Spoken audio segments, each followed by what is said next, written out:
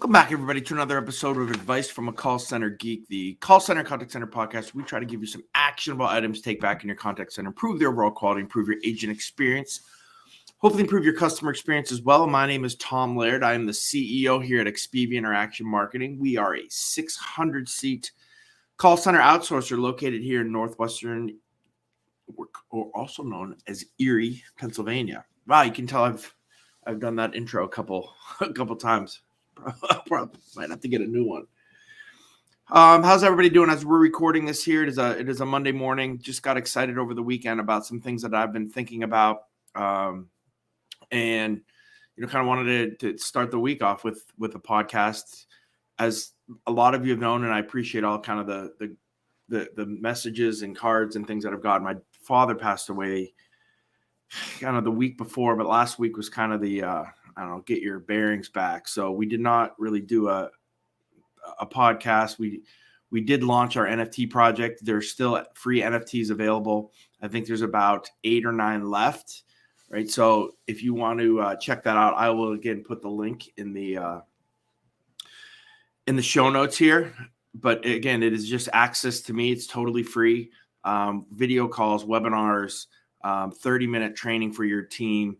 Anything that really we thought we could add value to. And again, I think it ended up costing most people who purchased them like $6 or $7, right, in gas fees. So something to think about, and love to have you guys come on board and kind of be, I guess, a little bit in the inner circle of what we're trying to do. All right. So I did a couple videos on LinkedIn and a couple TikToks over the weekend, just talking about some call center metric things that that I've been thinking about. And I think it's always about this time of year that I kind of get back into that groove of, the holiday season's approaching quickly. All of our retail clients are starting to now, staff up. We are, heading into a really heavy season for most contact centers and a lot of BPOs out there. So, thinking through metrics again, making sure we have things tightened up, making sure everything is benchmarked, making sure we understand where reps are, is kind of the process that we're going through right now, and wanted to kind of share some of those things. So, we break our metrics really into 3 pillars, right? And one is our efficiency metrics, right? That we're going to talk about here. The other one is our quality metrics, right? And the third one, and most of you guys have them, and most, contact centers, even customer service centers have some type of sales metric, cross-sell, upsell, right? So those are the 3 kind of pillars of things that you need to be thinking about in your contact center. And a lot of times we kind of maybe confuse some of them, but I think they kind of need to be in their own pocket, right? So that you can really have a group or have supervisors be focusing on specific things. And again, all of them are important, but I think, to focus on some certain specific things that you may be struggling with is kind of the way that we like to do things. Phone's ringing here. So first thing, from an efficiency standpoint, my 3 or 4 favorite efficiency metrics, right? Average handle time, occupancy, service level, and something that we don't think about too much, but it kind of ties in is your abandoned percentage. But I think really the first 3 are the most important. So number 1 is let's talk about service level. Right. And then for those of you who maybe are new to this, so service level is basically the percentage of calls that we're answering within a specific period of time. So again, we always, I don't know why we always get into arguments over this metric, but every call center is a little bit different. But on average, I believe for most contact centers, we are using an 80-30 service level, meaning we want 80% of the calls answered within 30 seconds or less. Now, if you go white glove service, or some type of, people talk about 2 rings or 3 rings, those type of things, you could be at a 90-10, 90% answered within 10 seconds or less. It's a different level of efficiency. In fact, it lowers your efficiency because you have to have people available if you're going to make sure that you're answering calls, that quick. So 80%, I think, gives you a little bit of leeway. If you have some availability, it's going to help. If you have people that are going to wait, it's not going to kill you for the day, right, for your service level. But I think that gives you what we have found is most of those metrics equal out. If you do an 80-30, it equals out to the occupancy, which is the next metric, which is occupancy is the percentage of time that your reps are in a working state.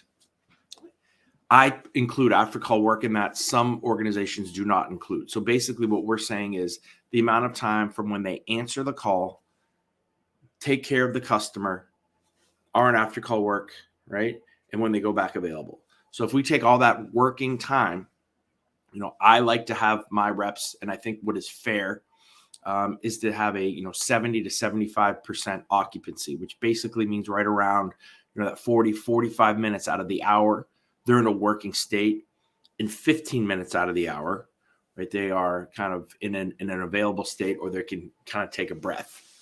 Now, why after call work gets a little bit weird with that, right, is because if you are not kind of mandating after call work or automatically having reps go back available after a certain period of time, it can be taken advantage of, right? So if you have reps that are taking extra long after call work, that can kind of skew your occupancy number if you're including that. For most of our stuff, if there's not some long memos, we are 30 seconds and then having our reps go back, automatically go back available. So those kind of things. And again, I guess every efficiency metric kind of ties into the other efficiency metrics, right? So we have our service level. We know kind of what we want. We have our occupancy, where we're making sure that we're not, number one, that we're being efficient with our reps' time. But we're also not burning them out either, right? We don't want them talking 57 minutes out of 60, right? Or in a working state. I think that's too much. And you're going to have high attrition and people are going to be miserable, right? The other, one kind of too is we talk about abandonment rate. I see this with different customer bases, right? And it's almost like there's an art and science to this. So each different client base for us or customer base for you guys, we'll have different kind of thresholds for how long they're willing to wait. You've heard me talk about analytics a lot with this, right? That we can actually check sentiment scores based on the amount of time that customers are in queue, and we can start to see when they start to get ticked off, right? So again, if you cannot afford to staff at a level at an 80-30, right? That's one of the ways that you can look to say, well, maybe I don't need an 80-30 because my customers will stay on hold. They will not abandon up to a minute 37 seconds, right? So maybe you want to do kind of an 80 minute 37 seconds, right? Or how many seconds that is. We've done that, and we're doing that currently in our call center, which I think is a really cool kind of way to use analytics as well. You've heard me talk about that a ton. So again, that's the first pillar, right? We need to be efficient, but we need to be fair, right? We have to be fair with our associates. We cannot be burning them out. Efficiency goes both ways, right? Because if you just absolutely are hammering, get off the phone, get off that call, right? Take the next call. We have calls in queue, and you're doing that. Yeah, you're going to have some issues with your associates and with your workforce. So there has to be a happy medium with how you're scheduling. And again, we can get deeper into workforce management with efficiency and forecasting and all that. But again, I think for most call centers, you just got to make sure that you understand those kind of 3 or 4 core metrics. All right, then we talk about quality, and we can go in so many ways with this. So everyone should have, a scoring system for their associates. Right? So again, I know there's a lot of different tools now that they say you don't really need, right, to have a scoring system that they kind of can score. I have never really seen, and I've demoed so many different things that makes it perfect, right, or really takes the human element out. Sentiment scores and those types of things, I think that human element can go out. But when we're talking hardcore, did they do the exact things that they need to do on a call? Is there any coaching that needs to happen? How is their overall tone? Do they understand where to go on the screens? I think that really still needs to be human scored. So make sure, and there's I have multiple podcasts on setting up a basic call center QA platform. Right, if you don't have a tool, right, you can just use Excel. Right, you can use Word to make sure that your reps are doing what they should when they should. So that's the first piece, right? and everybody should know what their scores are, and it should be benchmarked with your QA staff so that if somebody's giving an 87 and somebody gives a 95, right, that we understand that we can believe that what those numbers are. We do a lot of benchmarking with all of our clients as well so that they feel comfortable when we score something that is the actual score. Then you get into kind of the tools now, which is the really fun stuff, and it's evolving and it's getting better, right? So you have your survey tools, right, which is basically CSAT and NPS, right? Customer satisfaction and net promoter scoring, right? Net promoter scoring is basically saying, it was the service good enough for you to go kind of talk to one of your friends about, right? And would you recommend, right, this company based on kind of the service that you got? And then, you take your yes or no's and you get a kind of a net plus or minus, and you find out where you are on the kind of the scale.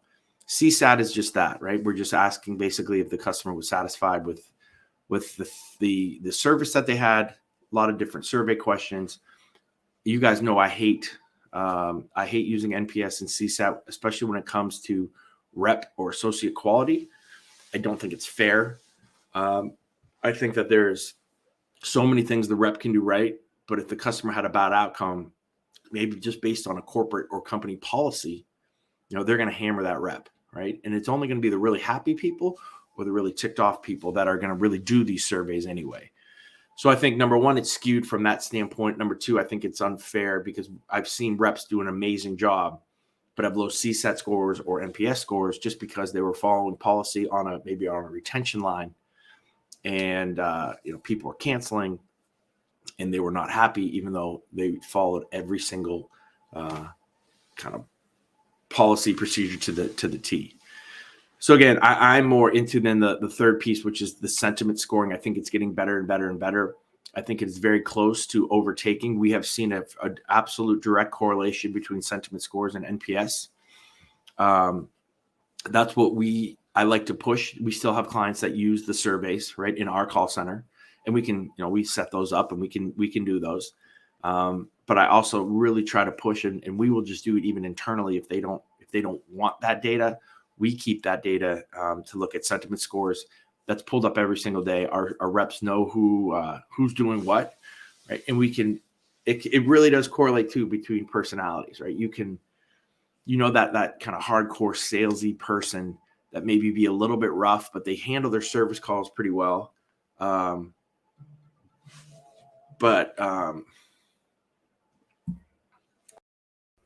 about that. Morning calls. Probably should do a podcast at 9 a.m. Okay. The last piece here, though, then is kind of our sales metrics, right?